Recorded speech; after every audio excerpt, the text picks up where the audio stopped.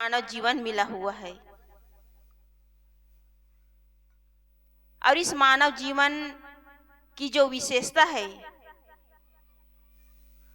इनकी जो महत्ता है, इसे हम समझ नहीं पा रहे हैं। क्योंकि हर मनुष्य अपने व्यवहारिक जीवन में अपने भौतिक कमाई का हिसाब किताब रखते हैं। चाहे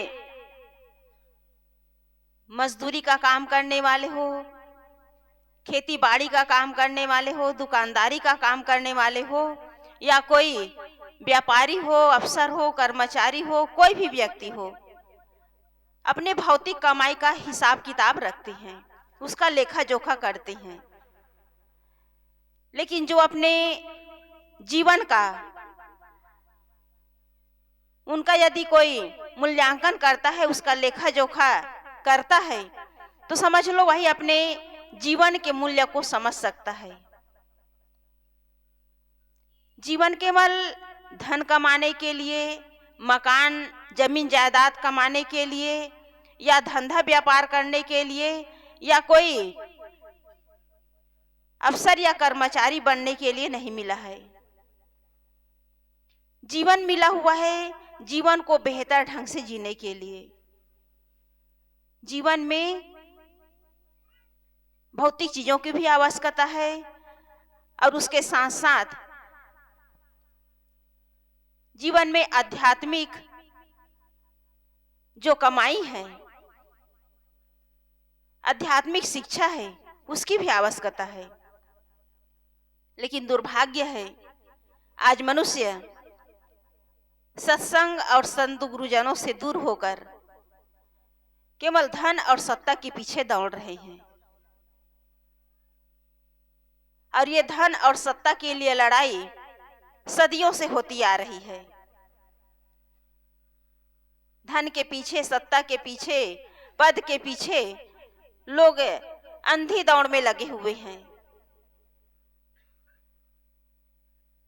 हम धन से, सत्ता से जीवन में बहुत कुछ हासिल कर सकते हैं, लेकिन धन और सत्ता से हम जीवन को नहीं कमा सकते, हम जीवन को प्राप्त नहीं कर सकते।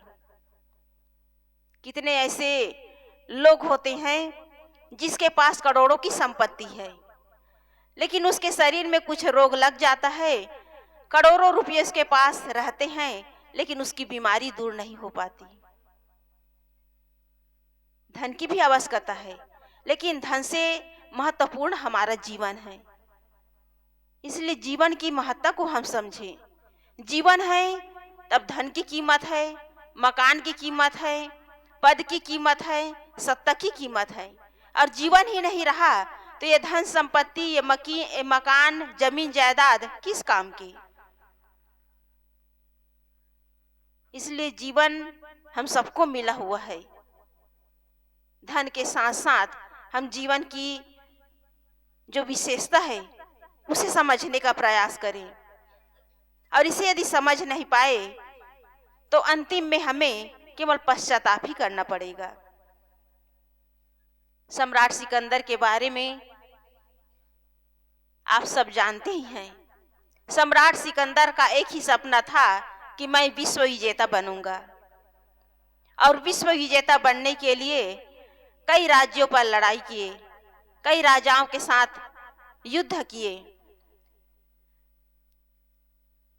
और उस तरह लड़ाई करते करते सम्राट सिकंदर भारत पर विजय प्राप्त करने के लिए जब वो भारत पहुंचते हैं तो रास्ते में एक 80 वर्ष की वृद्ध महिला मिलती है। और वृद्ध महिला सम्राट सिकंदर से प्रश्न करते हैं कि तुम कौन हो और कहां से आए हो। तो सम्राट सिकंदर उत्तर देता है कि मैं यूनान देश का राजा हूं और इस भारत पर विजय प्राप्त करने के लिए आया हूं। तो वृद्ध महिला फिर प्रश्न करती है कि भारत पर विजय प्राप्त करने के बाद उसके बाद तुम क्या करोगे। तब सम्राट सिकंदर कहता है कि भारत पर विजय प्राप्त करने के बाद मैं अन्य देशों पर विजय प्राप्त करने के लिए उस पर चढ़ाई करूंगा, युद्ध करूंगा, लड़ाई करूंगा। वृद्ध महिला ने कहा, फिर उसके बाद क्या करोगे? फिर उसके बाद पूरे देश को जीत करके, पूरे देश के राजाओं को हरा करके मैं एक छत्र राजा बनना चाहता हूँ। वृद्ध महिला ने कहा, फिर उसके बाद क्या करोगे? सम्राट सिकंदर ने कहा, पूरे विश्व का राजा बन करके मैं सूख की रोटी खाऊंगा। वृद्ध महिला ने कहा कि सिकंदर, जिसके अंदर बेलगाम आकांक्षाएं रहती है वो सुख की रोटी नहीं बल्कि दुख की रोटी खाता है। वृद्ध महिला ने कहा, सिकंदर, अभी भी वक्त है, अभी भी समय है, तू संभल जा, पीछे हट जा। ये लड़ाई झगड़ा, ये खून खराबा, ये हिंसा हत्या सुख की ओर नहीं बल्कि दुख की ओर ले जाने वाला है। वृद्ध महिला कितनी ज्ञानी रही होंगी, कितनी समझदार रही होंगी कि एक राजा को, सम्राट सिकंदर को शिक्षा दे रही थी। अंतिम में सम्राट सिकंदर के साथ क्या हुआ? जब वे भारत से परास्त होकर अपना स्वदेश लौट रहे थे तो रास्ते में उसकी तबीयत बिगड़ गई और तबीयत इतनी बिगड़ी कि वो मौत के करीब पहुंच गए। बड़े बड़े वैद्य, बड़े बड़े हकीम, बड़े बड़े डॉक्टर हार मान गए। वैद्यों ने कहा, राजन, आपकी अंतिम इच्छा क्या है? आपका समय बहुत कम है। सम्राट सिकंदर ने कहा कि मेरे पास अपार संपत्ति है, कम से कम मुझे 24 घंटे के लिए ठीक कर दो ताकि अंतिम समय में मैं अपनी माँ के दर्शन कर सकूं, अपनी माँ के गोद में सिर रखकर अपना प्राण त्याग सकूं। वैद्य और हकीमों ने कहा, राजन, हम रोग का इलाज कर सकते हैं लेकिन मौत का इलाज नहीं कर सकते। आप बिल्कुल मौत के करीब हैं, आपकी अंतिम इच्छा क्या है बता दीजिए। सम्राट सिकंदर ने कहा, मेरी अंतिम इच्छा यही है कि मैं अंतिम में अपने माँ के दर्शन करूं, अपने माँ के चरण स्पर्श करूं, क्योंकि मेरी माँ मेरे लिए स्वर्ग है और अंतिम में मैं अपनी माँ के दर्शन करना चाहता हूँ।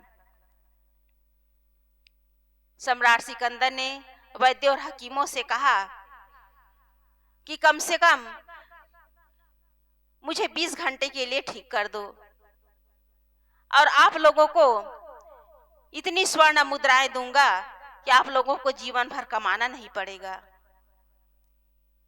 वैद्य और हकीमों ने कहा कि राजन, हम प्रयास कर सकते हैं लेकिन आपको मौत से नहीं बचा सकते। उन्होंने वैद्य और हकीमों से कहा, कम से कम मुझे 14 घंटे के लिए ठीक कर दो, मैं पूरा आधा राज्य आप लोगों के नाम कर दूंगा। उसकी सांसें धीमी पड़ने लगी। वैद्य और हकीमों ने कहा, राजन, हम कोशिश तो कर रहे हैं लेकिन आपकी जो सांसें हैं वो अब धीमी पड़ रही है, इसके आगे हम लोग कुछ नहीं कर सकते। सम्राट सिकंदर अंतिम दांव रखे कि मेरा पूरा साम्राज्य ले लो और कम से कम 6 घंटे के लिए मुझे ठीक कर दो ताकि अंतिम में मैं अपनी माँ के दर्शन कर सकूं। उसकी सांसें धीमी पड़ने लगी। अब वो भी समझ गए कि अब मेरे पास समय नहीं है। उन्होंने आसपास खड़े अपने सिपाहियों से कहा कि जब मेरी अर्थी निकालना तो मेरे दोनों हाथ बाहर निकाल देना ताकि दुनिया वाले जाने कि दुनिया को जीतने वाला सिकंदर आज अपनी मौत से हार गया।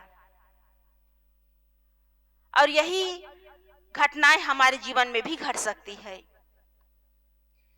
यदि हम सही तरीके से जीवन नहीं जिए तो अंतिम में हार करके हमें भी संसार से जाना होगा। यदि हमारे अंदर ईर्ष्या द्वेष की भावना है तो यही जीवन की हार है। यदि हमारे अंदर अपनों के प्रति बैर भाव है तो यही जीवन की हार है।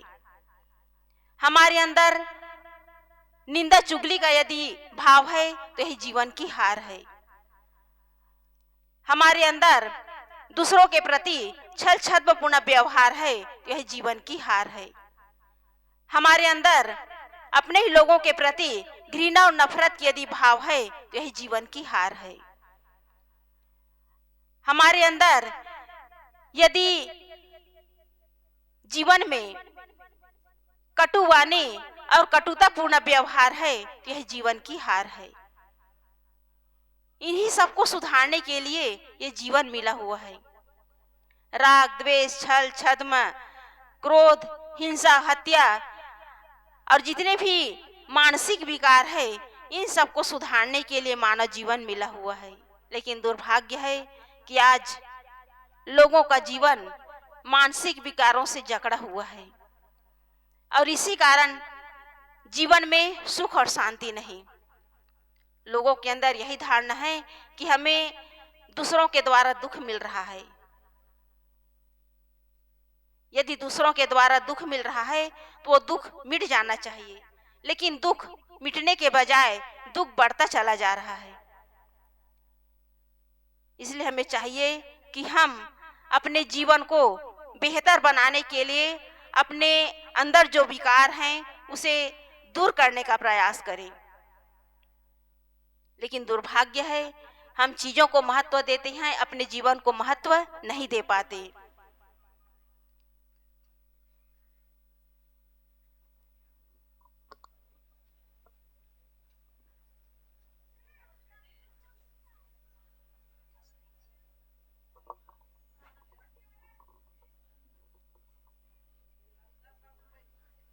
बोलिए सदगुरु देव की जय।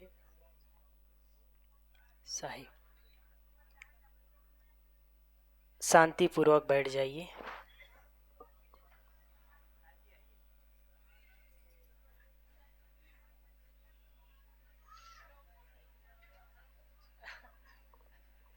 पकड़ो का साहिब, साहिब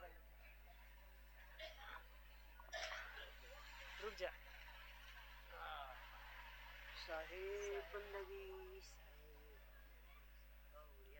हाँ बोलिए सदगुरु देव की जय।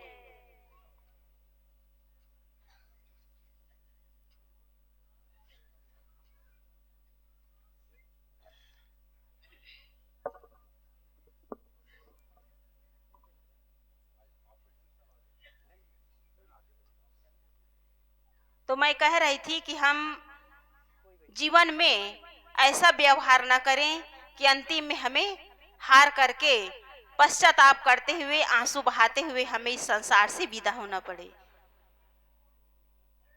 हम बाहर लड़ाई न लड़े, बल्कि हम अपने अंदर लड़ाई लड़े। अपने विकारों को निकालने के लिए, अपने विकारों को मिटाने के लिए लड़ाई लड़े। बाहर लड़ते लड़ते तो अनेकों बड़े बड़े योद्धा हुए, बड़े बड़े राजे महाराजे हुए, लेकिन लड़ाई तो लड़े, अपार धन संपत्ति कमाए, राज्य का विस्तार किए, लेकिन अंतिम में खाली हाथ इस संसार से विदा हो गए। हमें भी खाली हाथ इस संसार से जाना है, कुछ लेकर के नहीं जाना है।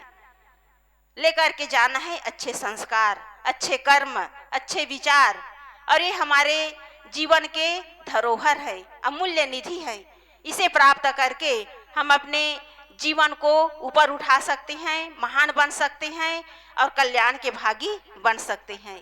बस इतना ही कहकर मैं अपनी वाणी को विराम देती हूँ। बोलिए सद्गुरुदेव की जय।